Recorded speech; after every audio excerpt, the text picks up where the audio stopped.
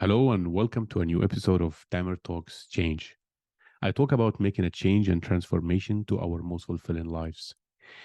Today, I'm going to continue what we started last episode, talking about the mindset. And specifically, I will be speaking about limiting beliefs. Specifically, I'm going to talk about three aspects of limiting beliefs. What are limiting beliefs and how do they impact our ability to reaching our goals? Where do limiting beliefs come from and what are the most common ones? And three, how do we identify our own limiting beliefs and how can we overcome them to go about and do our change? So let's get started.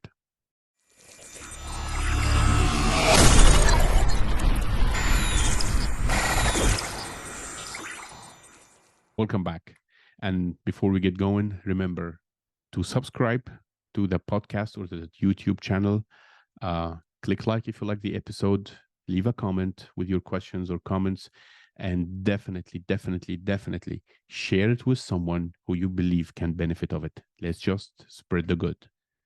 The first thing is, what are limiting beliefs and how do they impact our ability to reaching our goals? So, limiting beliefs are self imposed thoughts and convictions. It's what our mind convinces us that is our restriction and our limitation in terms of what we can and cannot do. Sometimes those limitations are baseless, absolutely baseless. There is no rationale behind them. There is absolutely no past experience whatsoever to confirm this kind of limitation. And sometimes they come from previous experiences. But what is important is what is the impact of such a limiting belief on us reaching our goals? It's very simple. If you believe you cannot do something, you're extremely unlikely to do it.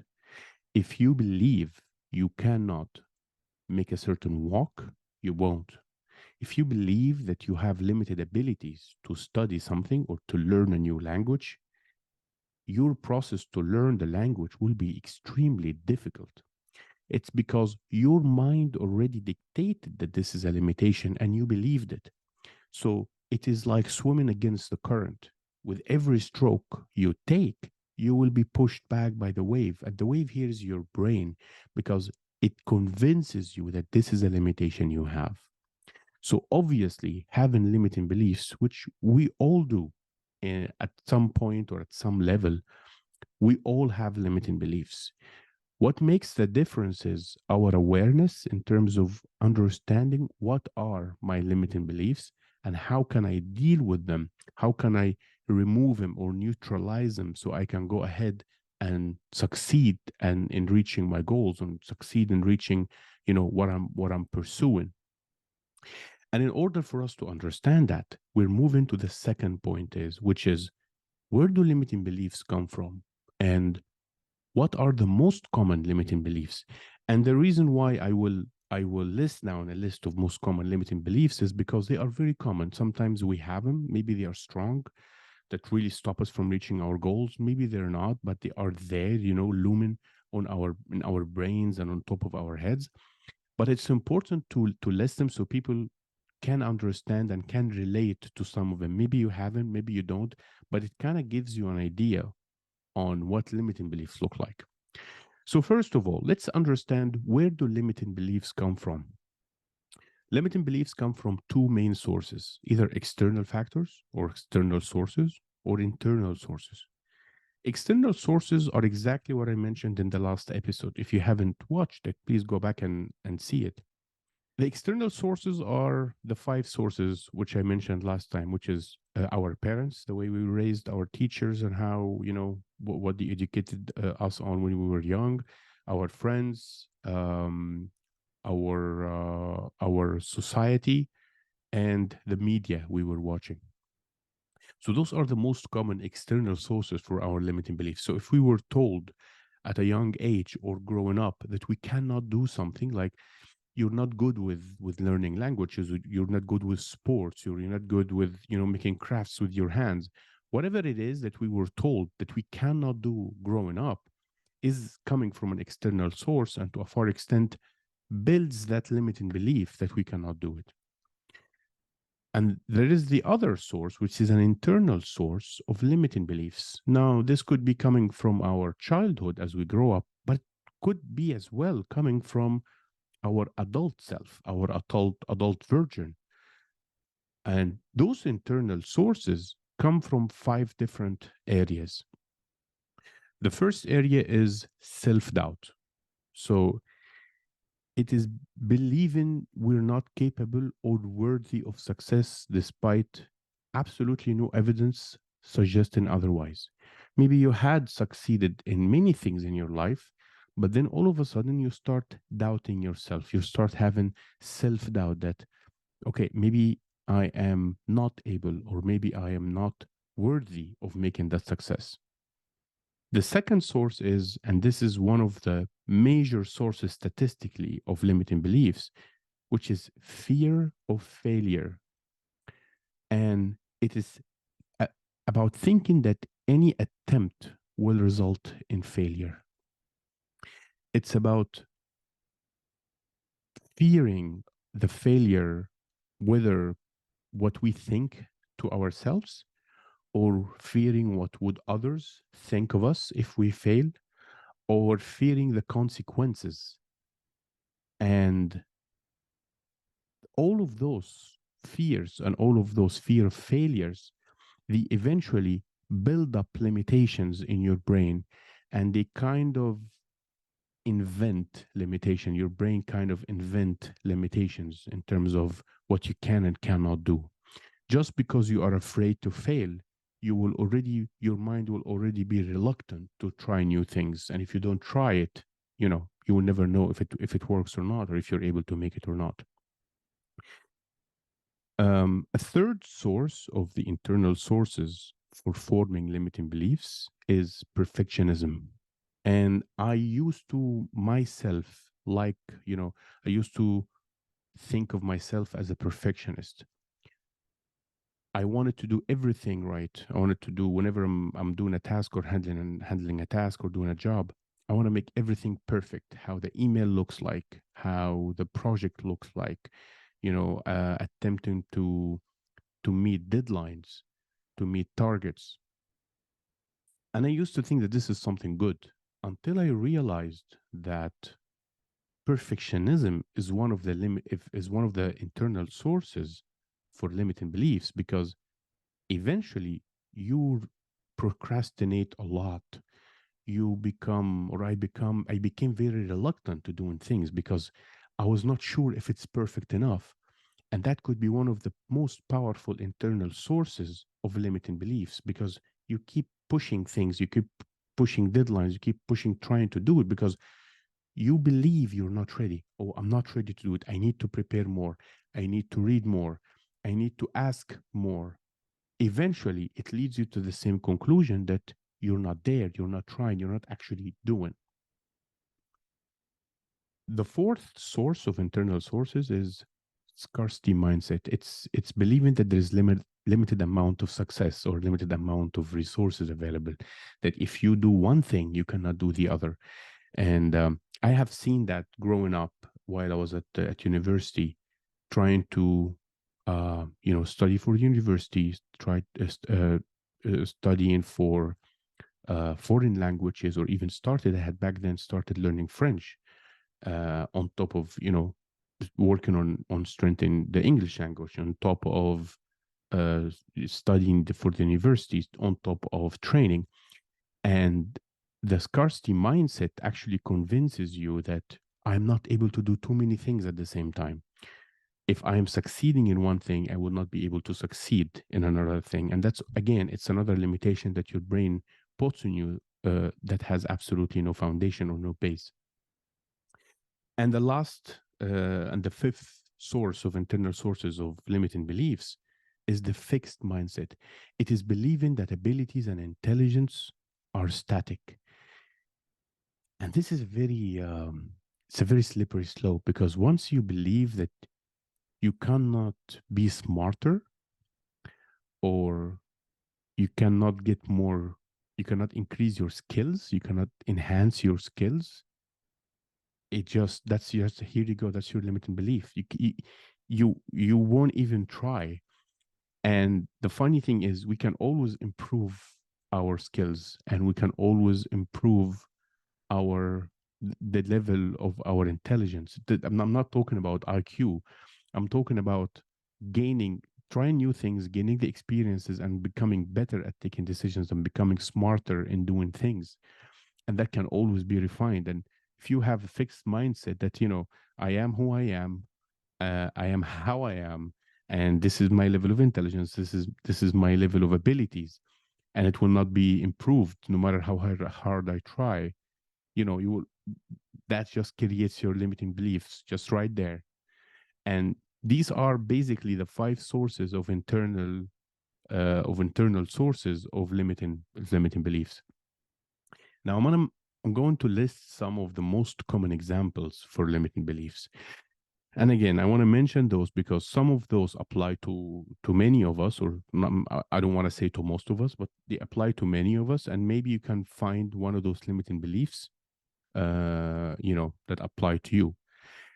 Um, there is a limiting belief of I'm not good enough. I'm not good enough to for this relationship, or I'm not good enough to manage this team, or I'm not good enough to manage this job. There is the famous limiting belief of I'm too old or I'm too young. Whether you say I'm too old to try new things or to start something new, or I'm too young to be at that level, which has historically obviously proven to be wrong, in numerous examples. There is I don't have enough time. It's typically one of the limiting beliefs we get when we want to pursue a new goal, when we want to have a side hustle, when we want to do more activities with our families, or things for ourselves, or for self-care. We always say I don't have enough time, but most of us would have enough time to, I don't want to say most of us, but many people would find enough time to gossip, and will find enough time for PlayStation, and for a couple of hours sitting at a coffee shop chatting, or social media browsing, which I'm not against, obviously, getting uh, in a lot of information from social media. But if you have the limiting belief that you don't have enough time, I would really look at at what you do in your time, or with your time. That's an obvious limiting belief out there. I don't have enough time. There is I'm not smart enough, obviously. There is I don't have enough experience. And obviously we will never have enough experience, but we have enough to start trying something new, and then build your own experience. If you stop at I don't have enough experience, obviously it's a limiting belief. Then you will never get the experience at any point. There is a limiting belief of I'll never be successful. Again, maybe we succeeded in something, we don't believe in multiple successes, or we didn't succeed despite several attempts, and we stop there. We believe that it will never work and we will never succeed. There is I don't have enough money. There is I'll never be one of the best. Even if it's true, you will never be one of the best, depending on which standards or whose standards. There is I'm not talented enough. Again, scarcity mindset, believing that you cannot enhance your skills, you cannot become better, you cannot improve your intelligence or your abilities. There is I'll never be a great leader. Well, that I had listened to myself a couple of times, and again, it's a different topic. And maybe leaders are created, not born. It's something I believe in, but that is a limiting belief at many people, at many leaders. They believe that they will never be a great leaders. So those are some of the most common limiting beliefs, and I'm saying them out there again so you can reflect on those, connect with those. If you have any of those, then you have identified one already. But what happens to identifying our own limiting beliefs, and how do we overcome them? And that's the third point I'm talking about today. So I'll start first with how to overcome our limiting beliefs, and obviously you will get the flow from the flow. How do you identify your own? So there are five different um, pillars to kind of overcoming limiting beliefs. The very first one is awareness, having the self awareness. And it's a topic that I do plan to do episodes on this self awareness thing. But for now, what we need to understand is if we identify these beliefs, or we identify these beliefs, the limiting beliefs, by paying attention to our self talk. And I spoke about this in the last episode. We pay attention to our self talk and to the reactions or our reactions to the challenges and opportunities we face in life. Being self aware or reflective of why would you not do what you want to do? If you want to think about what you want to, if you wanted to start a new sport, if you wanted to start a new project, if you wanted to take a new assignment at work, if you wanted to get into a relationship or take your relationship to the next level, regardless of any topic in life or aspect in life it is, think about or think about, reflect, and try to get self-awareness on your self-talk. What do you say to yourself that makes you not pursue what you want to pursue, or the goal you always dreamt of, or the goal you have? And how do you react to the opportunity, even when an opportunity presents itself to you that would, it would enable you to pursue or to get on, pursuing one of your goals? How do you react to it? Do you get scared? Do you step back? Do you stop and pause and get reluctant? Paying attention or having the level of self-awareness to what you say to yourself in those moments kind of reveals your limiting beliefs or your limiting belief about that specific aspect. The second point in or the second pillar in overcoming our self-belief is challenging the assumption or the confirmation bias. What is confirmation bias?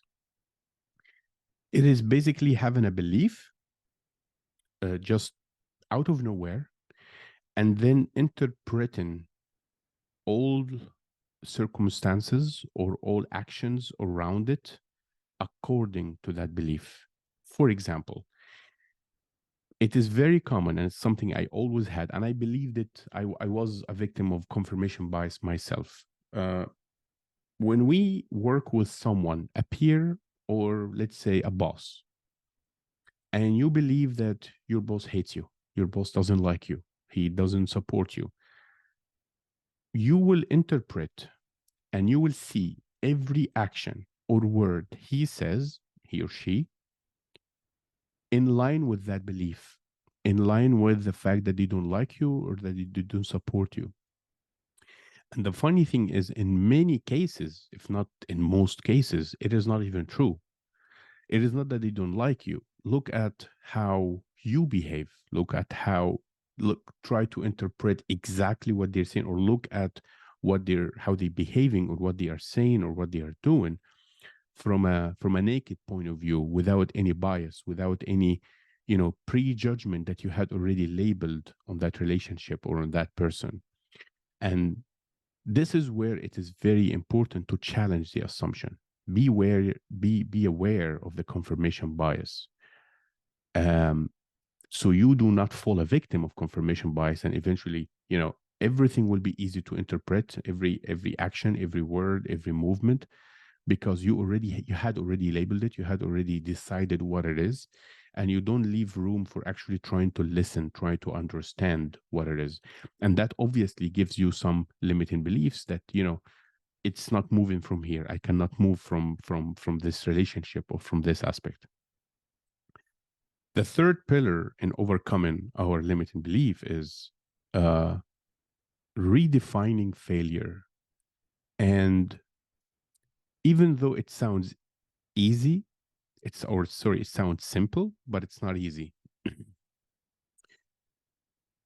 We all know that that saying that says you either win or you learn. There is no failure. And it's one of the things that are easier said than done. But I want you to redefine that failure definition in your mind, and in the success mindset, or in the frame of success mindset. See failure as opportunities for learning and growth rather than signs of incompetency. People don't fail always because they are incompetent. Maybe they fail because they don't know how to do things. Maybe because they haven't been taught, they didn't learn, they didn't pay enough attention, they didn't put enough effort. There are various reasons for failing at things while pursuing our goals. And it doesn't necessarily have to be incompetency. And even though sometimes it could be incompetency, it doesn't mean that you cannot improve your competencies. It doesn't mean that you can improve your skills and become better at doing those, those tasks, or those steps toward your goal. And that is, it all lies in the redefinition of failure in our minds. So I would say, unless you're trying to be the next Evil Knievel and jump with a motorbike over a cliff, it is safe to practically try almost anything without having that fear of failure, which what we talked about at the beginning of the episode. One of the major internal drivers or internal sources of limiting beliefs is our fear of failure, and redefining how we perceive and deal with failure goes a long way in terms of overcoming our limiting beliefs, identifying them when you realize that I never tried because I'm actually afraid to fail, afraid how people will think of me, or what others will say about me, or how would I feel after I fail. It's okay. You will survive. The fourth pillar is positive affirmations.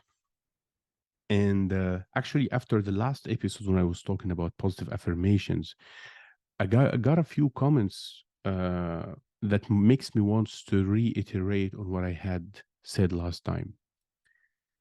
Positive affirmations counteract negative beliefs and reinforce a more powerful or empowering mindset. But I want you to remember that I don't want you to stand in front of a mirror and repeat hollow phrases. Otherwise, that's a very short road to insanity. I want you to look and perceive positive affirmations as your convictions. How powerful and how strong do you believe in those affirmations? When I repeat positive affirmations to myself, I don't blindly go in front of a mirror and say I'm smart, I'm fantastic, I'm strong, I'm capable. I actually embrace it, I believe it, and I embody it. These are positive affirmations. And it can be the very little things when we do something that is not very smart, or we fail at something, or we do a small mistake. How we talk to ourselves and how do we give ourselves positive affirmation makes a world of difference. And instead of believing that, oh, I was stupid to do this, or that was really incompetent of me to do this, it is about the positive affirmations at those points. It's okay to fail. I can do it. I will try until I will, try until I make it, until I succeed. Giving yourself those positive affirmations in your brain, in your soul, believing in them while you're repeating those positive affirmations, it's a complete different approach than just repeating those affirmations, in a shallow manner or in a hollow manner in front of a mirror. That's just not the point. But definitely, positive affirmations are one of the pillars to overcome our limiting beliefs, because again, it reduces our negativity and our, which blocks our mindset and our brain and ability to act, and it reinforces our empowering mindset. The fifth and last pillar of overcoming mindset is seeking support. And of course, it goes without saying, personally, I managed to succeed to a very far extent in terms of building a success mindset when I had my coaching journey. It was my personal experience. It doesn't mean it have to be yours or all of you, but we can always seek to engage mentors, coaches, peers, friends. The most important things, though, is when you are engaging anyone to help you with your mindset or to support you because you're seeking support, is that you trust those people and that you trust their capabilities to help you and that you have the right chemistry. Um, it's not about working with the best coach or with the best mentor in the world. It is about working with the coach or mentor or peer or friend who you get along with, who you appreciate their approach, who you trust them. If you don't have that, you would have guaranteed very little impact and very little value from this kind of endeavor. So, these are the 5 pillars of overcoming mindset. And I want to leave you with this thought. Developing a success mindset involves replacing the limiting beliefs with empowering ones. I will give you now a 6-step approach that I personally do to kind of identify the limiting belief and overcome it, which basically comes from what I had just explained on those 5 pillars. So basically, I identify a limiting belief. I want to do something. I realize I never tried doing it, or I never really pursued it, and I kind of focus on my self-awareness. Why did I never do it? Was it uh, my fear of failure? Was it my uh, level of awareness of on that matter was not high? Regardless, I identify the limiting beliefs or the limiting belief in that manner, and then I start questioning them. Why did I build that limiting belief? Even if it comes from past failures, I need to re-question that.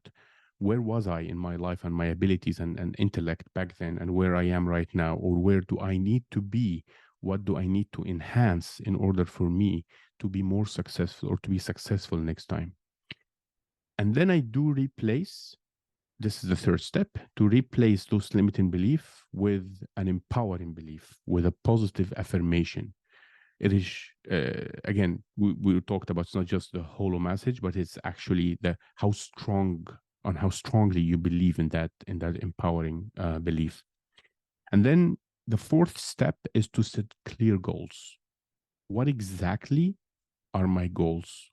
What would I call success? It is not vague and elastic goals like I want to have more money, or I want to be successful at work, or I want to reach my target. What is it exactly? If it's money, how much money? From what sources? How do you quantify it? If it's about success at work, what do you define success? Is it a promotion? Is it a status? Is it your ability to lead teams? You need to be super specific with your goals. And fifth step is to take actions. And when it comes to taking action, I always focus on the first step. You know, the saying that goes 1,000-mile trip starts with one step.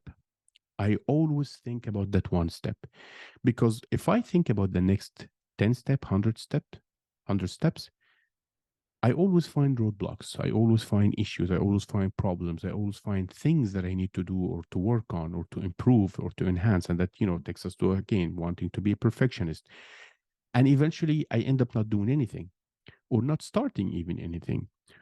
Here, I focus only on the first step. And this is my advice at this fifth step. You always focus on your first step. Just get going. Just get started. Just take the first step and you figure the rest on your, as you go, as you progress. I always believed in business and in personal life. I would jump over a plane and then grow wings on the way down. I don't wait for everything to be perfect and ready. Otherwise, we never start. So this is the fifth step. The sixth step is to seek support. Again, whether it's a mentor, it's a coach, it's a friend, it's a peer, always seek support, because it takes two hands to clap. It takes two to tango. Going about every single quest in your life alone makes it very difficult. Even if you can succeed, which is possible, by the way, it just makes things a lot harder. So those are the 3 points for today. And before I go, I I will tell you a story, which is kind of a continuation from the story of last time about how I did a half marathon for the first time. Um, but here it applies on limiting beliefs. It was my 30th birthday, and among all the nice birthday wishes I had received a super interesting birthday wish from a colleague. Maybe he's listening and he will remember this. He told me, "Happy birthday! It's only downhill from there." And that kind of comment made me stop for a while because I was thinking, "Oh, what an interesting comment! It's only downhill from there, from 30." And I must admit that for a while it kind of stuck with me. Like, okay, I'm hitting 30. For men or women equally, it's a number. When you're in 20s and you believe you're young, and then you hit your 30 and you start believing, okay, I'm getting older. The funny thing is, as it stuck with me for a while, for some reason, I started challenging this statement. And it kind of became my motto for the following years. Uh, I wouldn't exaggerate to say until today, but I just felt like defying this concept and doing the exact opposite.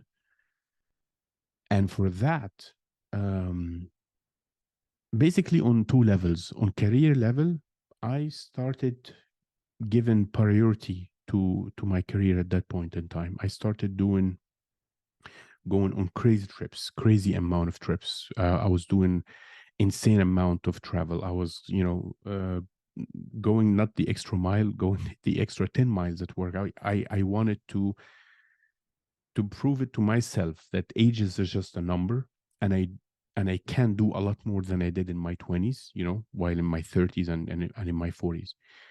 And on another level, when it came to sports, which was it's a very apparent and obvious aspect, the physical aspect, because obviously with age, you believe that, or we believe that our muscular abilities diminish, which I believe it's a myth of for extent. Of course, yes, physically it does have an impact, but I went ahead in my 30s to make way more achievements and winning way more medals in sports and in probably, I don't want to call it extreme sports, but extreme endurance sports, more than I had ever done in the previous 2 decades.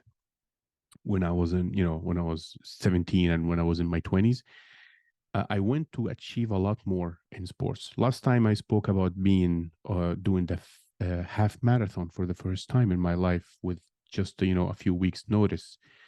After that half marathon, which was in my 30s, by the way, my very early 30s, like it was one of the drivers to do that half marathon. But after doing this half marathon, I went ahead to do a couple more, and then it wasn't enough. I wanted to do more. I went ahead and did a marathon, a full distance. Catastrophic story for another time. But I eventually finished the race under the time. It was a great achievement. And afterwards, it became not enough. I wanted to do more. I had the right friends back then, and I started doing triathlons. Did a few races in Olympic distance. I increased it. I did in sprint first, and then in Olympic distance, and then I did a few races in half Ironman distance in the 70.3 triathlons. Again, a story for another time because it didn't work for the couple of times, and then I went ahead to finish a couple of half Ironman distant races. The moral of the story is, it was I was facing that limiting belief for quite a while, that it's only downhill from there. That, okay, I'm getting older, I'm probably not able to achieve or do what I had done in when I was younger, which every day I believe it is proven to be completely wrong, because every day I go ahead and learn something new. In my mid or second half of my 30s, I started also playing a new self-defense sports. I start playing Brazilian Jiu-Jitsu. I went ahead to play in the World Cup and got a bronze medal. Now in my 40s, I also started a new sport. I started playing judo, and I'm signing up for tournaments. The same for my career. just doing this right now, doing this podcast, being active in sharing my stories or what I have learned in my career or in my coaching journey with everybody on social media, that is an ambition. That is my passion project, something that I always wanted to do, and I'm going ahead and do it. It is about truly crushing those limiting beliefs and going after what I always dreamed of, what I always wanted to do, regardless of the outcome. We do not control the outcome. We do control our efforts, and that's what I always focus on. With that, we come to the end of this episode. Please stay inspired, and keep moving towards your transformation. And remember, you can't be upset for the results you didn't get, for the effort you didn't do. So take responsibility, own it.